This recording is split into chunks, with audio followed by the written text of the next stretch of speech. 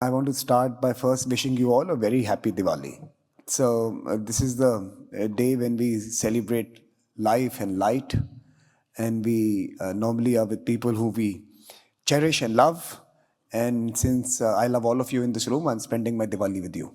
Now, I'm excited for two reasons. The first reason, that we had a very, very rich and successful G20, which in many ways ignored the mood and the moment and the dark clouds that surround all of us in the world today. And people could collaborate and partner and put together propositions that were in many ways consensual, but also plural and inclusive. And we were able to take that to a new level of camaraderie, through a new level of camaraderie, to address some of the most important questions. One of those was, of course, climate change and sustainable development. The idea of this convening today is to bring some of those ideas, to agitate them in this hall, in the Energy Center, which is the president designates key thinking arena, and to thereafter petition him with a call for action, which we will produce based on the discussions that are hosted here, which are partners EPC, and we will produce a short memo for them to consider these 10 or 15 ideas that must be taken forward based on the deliberations of 1 year at the G20 and should be on the table when the leaders and thinkers meet during the COP28. So this is not just an idle talk shop. We are going to put out a call for action. So if you have good ideas, please share them today, and we will capture them, and we will, on your behalf, hand it over to the presidency to consider as they meet. We will also be hosting a number of events during the COP28, both EPC and ORF. Do reach out to us if you are around, and we will be very happy to partner with you. So this is one of the reasons why we are here. But I'm excited because on the day of Diwali, we are launching ORF Middle East. ORF will have its 5th physical center in Dubai, and it is hosting its first conference. ORF Middle East is hosting its first conference in Abu Dhabi. And I have a few people in front of me who are responsible for this. The two ambassadors, the previous one, Ambassador Suri, the current one, Ambassador Sudhir, and most importantly, my rock of Middle East, Dr. al-Ketbi, who will speak to you in a short while. And they convinced us that if we are not in the Middle East, we are not a think tank. So in many ways, it became an imperative for us to be part of this very dynamic region where the resurgent East meets the rising South. And at this crucial space, I think we in India are convinced that the UAE and India are the custodians and the incubators of this new dynamism that the world is witnessing today. Amidst all the dark clouds, we are the shining light in some sense, optimistic, hopeful, and determined to put together a better future. And that is the reason why we are here. We are here to have the first event of ORF Middle East and then launch the Middle East Center later this evening in Dubai. So without any further ado, let me invite the first speaker this morning, my friend, Dr. Ebtesam al-Ketbi, President and founder of the Emirates Policy Center and our partners in crime in this initiative. Dr. al-Ketbi. Good morning, ladies and gentlemen. I'm so glad to be with you here and my friends, Samir, Nadeem, with all these old days, and the dreams came true. Good to dream, then the dreams come true. I'm going to talk about G20 to COP28, climate, energy, and growth. India has always been the UAE strategic partner, and trade, investments, technology, confronting climate change, and shift to clean energy.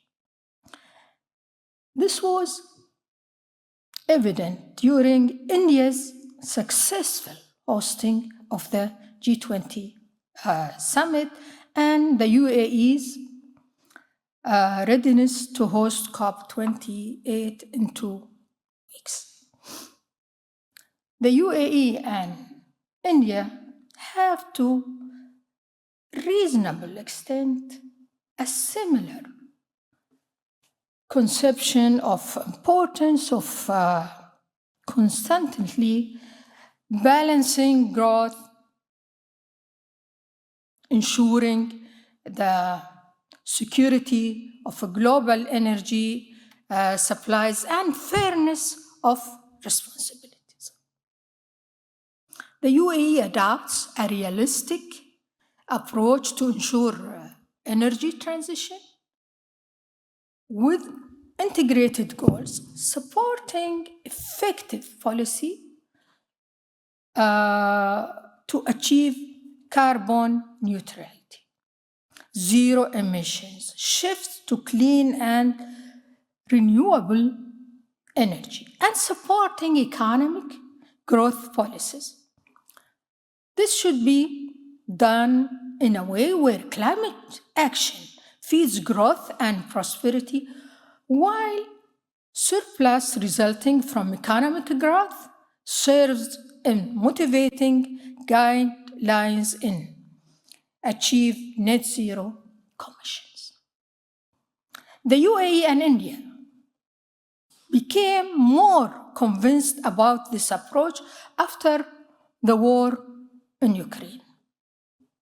The countries believe that the time is part of the remedy without making an excuse to slow down the shift to environmentally friendly energy. Inclusive also require bilateral or multilateral cooperation to enhance sustainable projects. The UAE, France, and India launched a trilateral cooperation initiative in February 2023 to promote the design and execution of cooperation projects in various fields, including energy and climate change.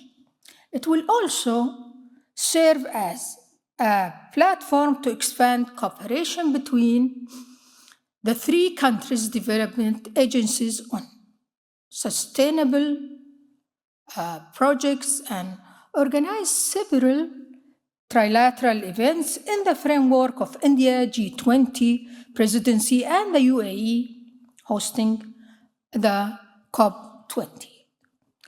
The India-Middle East-Europe Economic Corridor, IMEC,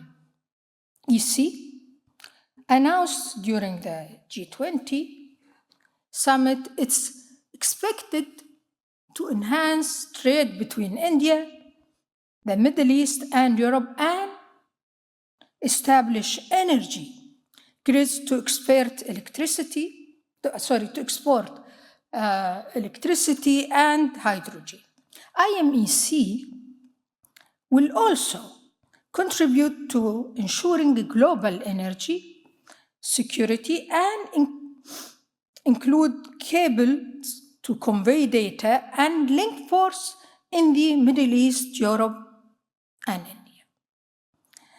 A United States statements retreated that this historical corridor will take member countries into a new era of connectivity and enhance food security and supply chains,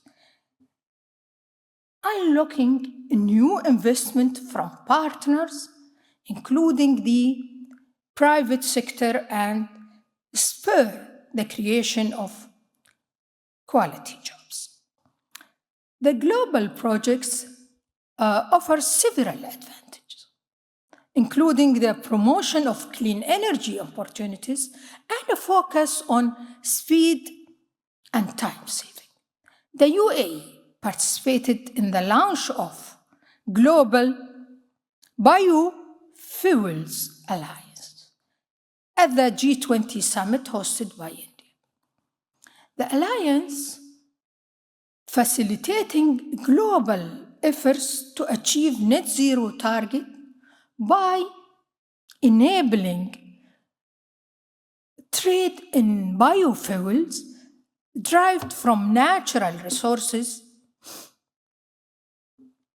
At the G20 summit, we witnessed a strong collaboration between the Global Cooling Pledge Initiative, the International Renewable Energy Agency, ARENA, and C4All. Their shared goal is to ensure access to a cooling for communities most susceptible to climate change, particularly to the global south. Small island depriving states and least developed countries, which always global south are less in previous, I would say,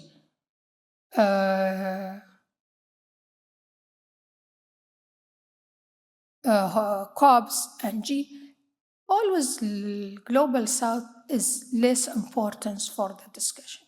Since India took that G20, rising of the importance of the global south. The initiative aims to safeguard vulnerable regions from extreme heat and prevent food, vaccine, and medicine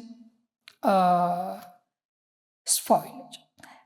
At the G20 leaders meeting, climate change was a central theme, laying the groundwork for practical and concrete outcomes. These outcomes will enable developed countries to establish reasoned, gradual, responsible, and equitable transition in the energy sector, contributing to a comprehensive framework for global adaptation goals. This approach prioritizes people and will be a focal point in the COP28 discussion. While participating in G20 summit in India, the UAE emphasized that although there has been progress in supporting climate action, we cannot address the challenges alone.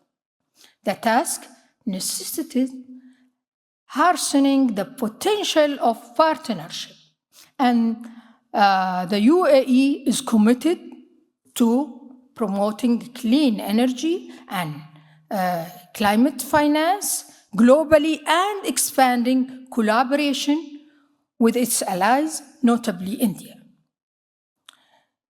In conclusion, ladies and gentlemen, the shared objective connecting India's G20 presidency to UAE COP28 presidency is the imperative of steadfastly advancing clean energy, addressing global warming, maintaining economic prosperity, and securing global energy stability. This entails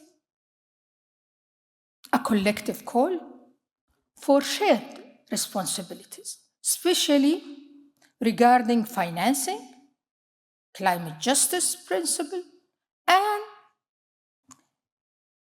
the fortifications of partnership to sustain these vital objectives. Thank you. Thank you so much for those words, Dr. al-Ketbi. Now, with that, let me invite the inaugural speaker this morning, Ambassador Sudhir, who hosted all of us last evening at his home for an icebreaker. Dr. Sudhir is someone, Ambassador Sudhir is someone who served in the region. He's, of course, the current ambassador here, but has postings in Damascus, in Cairo. He's also been part of the energy diplomacy conversations in one of his previous assignments, has been at the WTO, understands the trade dimensions, and has also served as the chief of staff to the foreign minister a decade ago. So he has a career that has spanned everything that a diplomat is supposed to be doing in today's times.